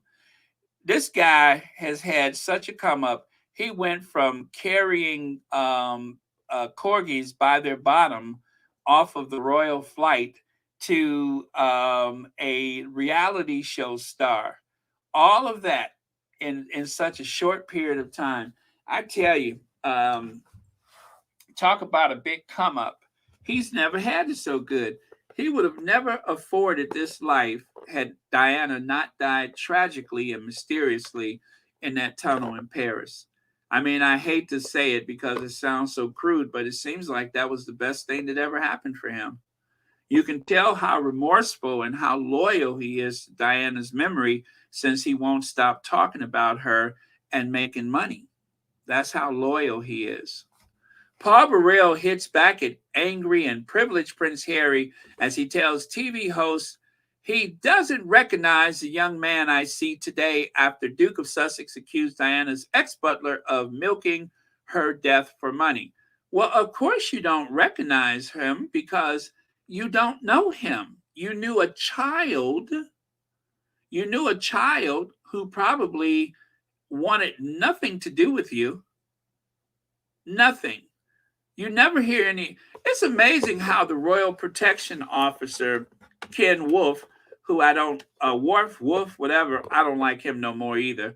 But it's amazing how Ken has so much to say about Charles and William, whereas Paul Burrell has very little to say. He doesn't ever seem to have any working knowledge of being around them. I wonder if for whatever reason they decided, you know what, he's good at emptying ashtrays and he's good for scrubbing out the loo. He might even go and fetch the dry cleaning, but I won't have him around the boys. Do you understand? Yeah, okay. You know what I'm saying? Maybe there was like this wall of protection away from the two princes. I mean, look at that head. Look at that head. Could you imagine him tipping through Kensington Palace at 3:30 in the morning trying to go unnoticed? I think I would spot him in the dark of night. Something tells me that at 3:30 in the morning, tipping through the gardens and the pathways and alleys of Kensington Palace, I think I would notice that head banking around the corner at 3:30 a.m. with a Versace dress tucked under that massive chin of his. I think I would see that. Yeah, there's no doubt that that would stand out even on the darkest moonlit or unmoonlit night. It would be almost impossible to miss Paul Burrell with that big, gigantic, opportunistic head of his tipping around the corner. I mean, the first thing you see is that chin coming at you. Like, is that a car backing out of the... Oh, hey, Paul. What are you doing here at 3:30 a.m.? Butler disputes Prince Harry's retelling of his mom's engagement ring story. Again, after Diana died tragically and mysteriously, after you said you sat up all night with her body, after that happened, your time with Harry and William, and of course Diana, was gone. Your time with them was over. But yet, you seem to be an authority on everything that happened with her jewelry. Interesting. Just a month after Prince Harry threw cold water on the romanticized story of how his brother William ended up with Princess Diana's famous sapphire engagement ring, the source of the story, Diana's butler, Paul Burrell, is on the counter attack. Well, listen, how do I put this? If they were circulating press releases and statements without Harry's consent, what are the chances that anybody asked Harry what he thought about Diana's engagement ring? What are the chances that they asked Harry what they thought about anything? What are the chances? I mean, the palace has acted with impunity on Harry's behalf on so many different things that Harry either had no knowledge of or he found out after the fact. So, what is the chances that they, the palace, or the family, or even William or Charles, what are the chances that they consulted him about anything having to do with his mother's possessions? As a matter of fact, what are the chances that Paul Burrell would have asked Harry about his mummy's possessions? I mean, does anybody recall Harry saying that Paul, that two-faced piece of crap, asked him about that Versace gown before he spirited that gown, a writing desk, a mahogany box, underwear, and so many other things?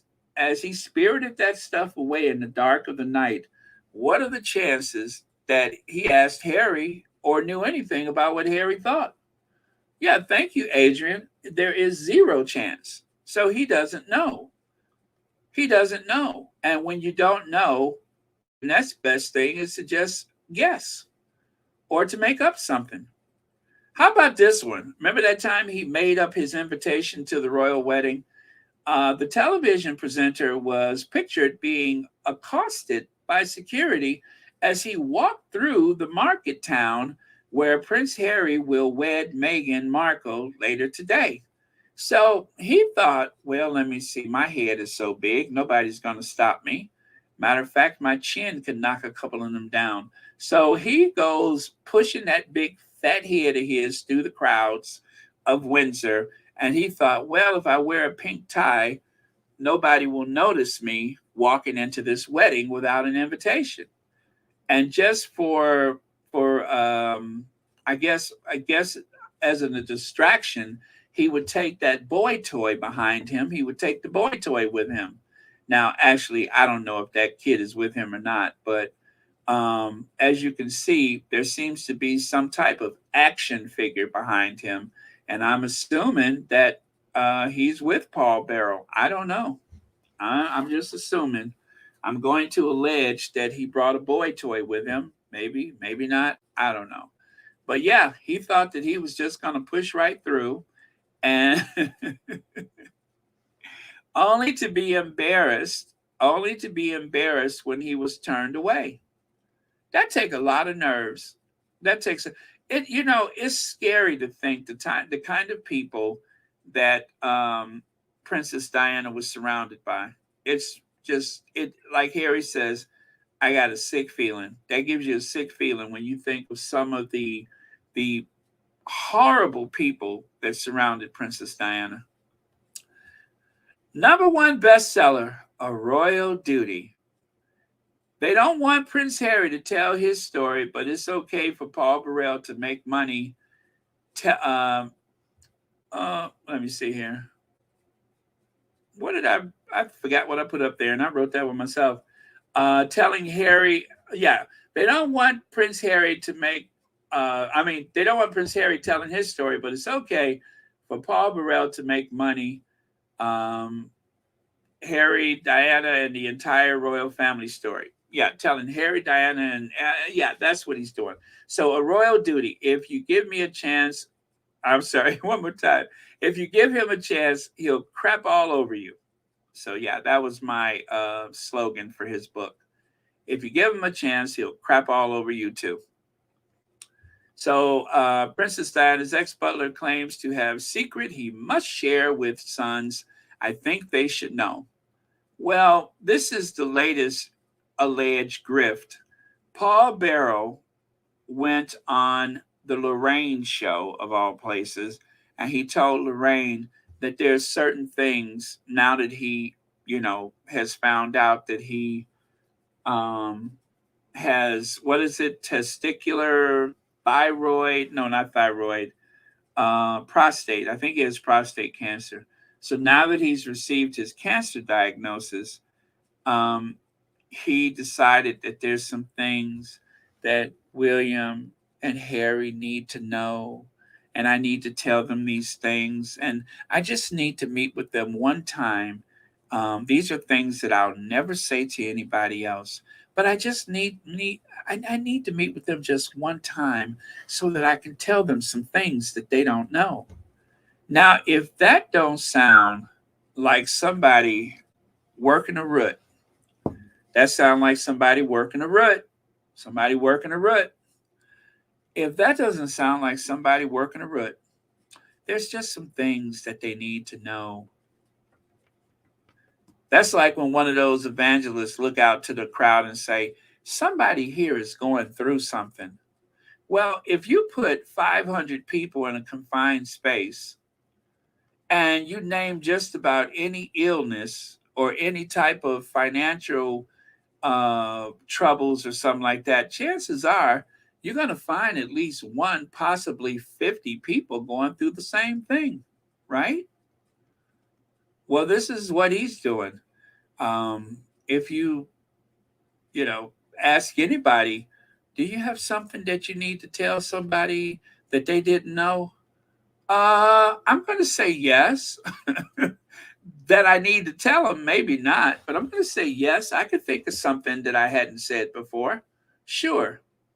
Get me a plane ticket and make sure that there are some photographers from the Daily Mail, and also book me on the Lorraine show so I can come back and tell you what I told them. I won't send a registered letter, a telegram. I won't send an email. I'm not going to do any of that stuff. I'm going to try my best to coax them into getting into the same space with me so I can get some photographers to take some photos of me and them. That sounds what's his name? Thomas Markle Sr. Yeah, that sounds so Thomas Markle Sr., doesn't it? Well, I'm sorry, Paul Burrell. I wish you the best with your health concerns, but I'm afraid you might have to take that to the other side with you because nobody's interested and nobody cares. So, yeah, let me go back here before I do that one. Yeah, pathological, and no one should take notice of him. Well, Lorraine does. Lorraine does. Lorraine loves having Paul Burrell on. Hello, Paul Burrell. I usually have Russell Myers on the show, but well, Russell Myers can't be here because Russell Myers is looking for his other ear. So you just have to come in, fill in for Russell Myers. You know how she talks like Hansel and Gretel or something like that. Hello, Russell Myers. So tell me, Russell Myers, what happened to your other ear? Did you ever find your other ear, Russell Myers? Okay, y'all, I need to get up off here because I'm starting to get weird. I am really starting to get weird. Once I start talking like Lorraine, that means I probably need to go. But take a look here. One of the squaddies says, we don't talk enough about Harry's loyal bodyguard, both during his time as a working royal and after. Well, that is a great point because this guy, I don't know his name. I don't even want to know his name, but I appreciate that he's been there for Harry. Now, one thing I didn't know is that he's been with Harry for quite some time, and Harry trusted him with the most important people in his life, and that, of course, is his wife and his unborn child. So, yeah, this guy has been on Harry's side for a long time. So, I tell you, it is nothing like having loyal people around you. So, good for that particular squatty to remind us about that. And so I think this is the last thing, is it? Yes, this is the last thing. So this is just one of the two. There was a letter of truth or something like that. And then this is, of course, confirmation of compliance. I understand that the purpose of this witness statement is to set out matter of fact, which I have personal knowledge. I understand that it is not my function to argue the case either generally or on a particular points, or to take the court through the documents in the case. So, in other words, Harry told the truth as he knows it, and that was it. His barrister will make the case, not Harry. And this was from yesterday's opening statement. This witness statement set out only my personal knowledge and recollection in my own words on points that I understand to be important in the case. I have stated honestly how well I recall matters and whether my memory has been refreshed by considering documents. If so, how and when. So one of the things that they were criticizing the statement about is that Harry did not actually read those articles at the time, but Harry can place himself in the timeline. They have receipts of paparazzi people, investigators being paid, and also in some cases the knowledge of those people being in those places where the photos and the stories were written. So either these people were just, I don't know, I suppose some of the luckiest, people in the tabloid business to always be where Harry was, or there's something more to it. I have not been asked or encouraged by anyone to include in this statement anything that is not my own account, to the best of my ability and recollection of events I witnessed or matters of which I have personal knowledge. Signed, Prince Harry, the Duke of Sussex. And that actually, the statement and this was done back in February. They were just merely waiting on the court date. So this was written signature by Harry, and then there's another one from yesterday, which I do not have here. But yeah, so it wasn't just that Harry has, given his statement in court, but also Harry has, signed documents saying that this is the truth as I know it.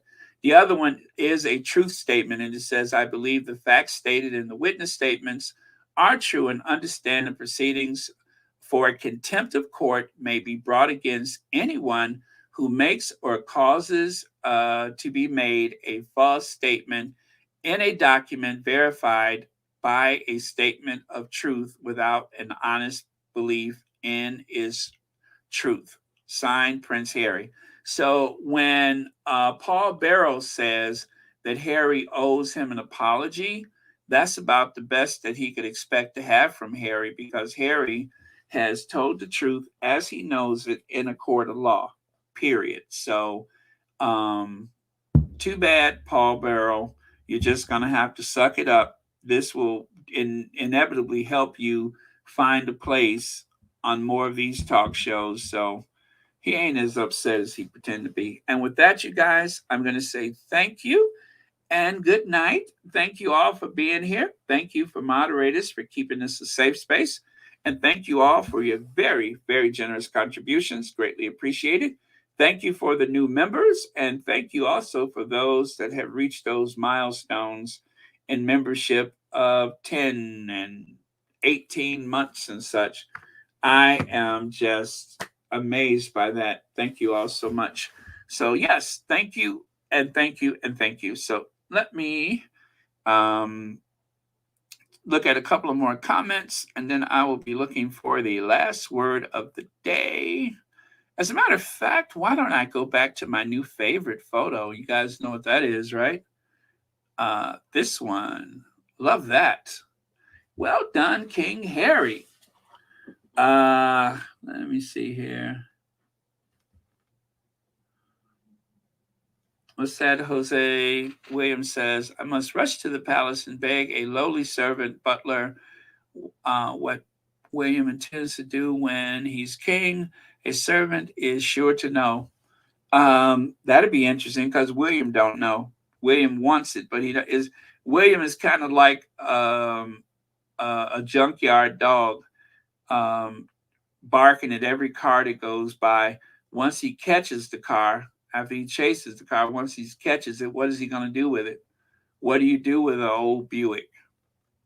Yeah, so he wants it so bad, but he doesn't know what he's want to do with it. He's going to do whatever they tell him to do. Like, I don't know, help them to silence his mom's memory, to change the storyline. That's what he'll do. He will be available for everybody in the media and for all of the men in gray suits. That is his future. He's not going to rock the boat. He's not going to change anything. He's not going to defend his mother's memory. All of that stuff is a non-starter. What a dum-dum. Okay, that's right. I believe Prince Harry. Harry's no monster. Harry is no monster. Just like our girlfriend said, Harry's no monster. William, he's a monster. And Camilla, the wicked witch of the devil, but Harry's no monster. I could take a hint. Love Prince Harry, and Prince Harry should be king. He should be king. Prince Harry, not William. William and all of them in there, Camilla is the wicked witch of the devil himself, because she is part of why Princess Diana is not here. I do not like them. I am from the islands, and we don't need them in the Caribbean. Get lost. Demolish the monarchy. This is 2023, okay? And I will support Harry 100%. I do feel for him. Yes, I do. And everything in the book is the truth. And Charles is the monster, not Harry. Harry is no monster, not Meghan. He's bringing the story out right now. They are evil people. They are not nice.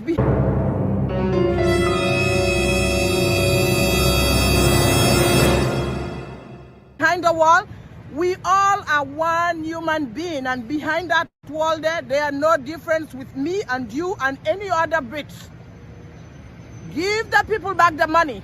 They are just welfare recipients, living off the taxpayers of the British people. And the British people are stupid, supporting that nonsense monarchy. It is nothing. It's just a title. It means nothing, a title. I'm angry at them.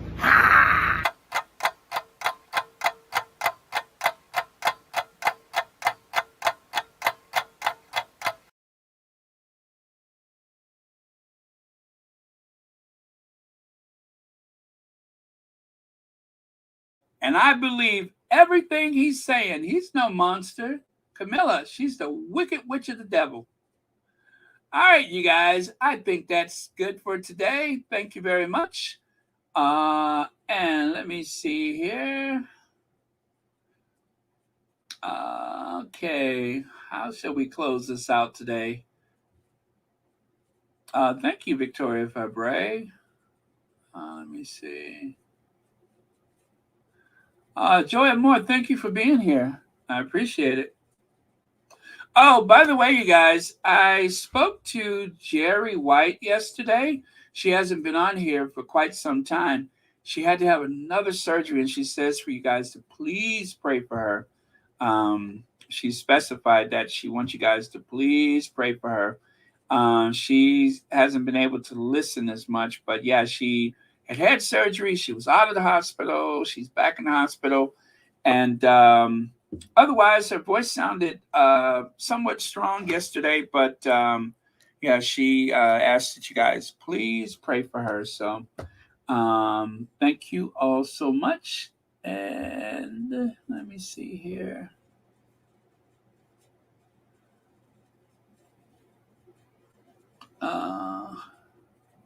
Pomerose says Harry's investment in his mental health has been critical in his pursuit of justice for his family. If his mind was weak, he couldn't do what he is doing. Protect your mental health. Thank you, Pomerose, and I think that will be our last word for the day. Protect your mental health. Very wise. Thank you so much, and thank you all. I love you guys. I'm going to cue the Ginger Avenger, and I will see you all tomorrow. Give the people back their money. And the British people are stupid for putting up with this nonsense. They're welfare recipients. We don't need them in the Caribbean.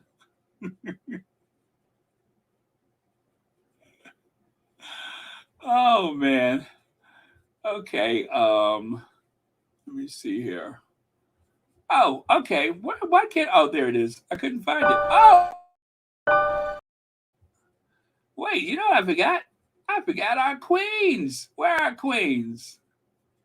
There we go. For you, Diana. You ain't been forgotten, and we are not going to let them. And as for you, our queen of everything, Doria, we got your back. We got your family's back. All right. All right. Now we can ginger binge.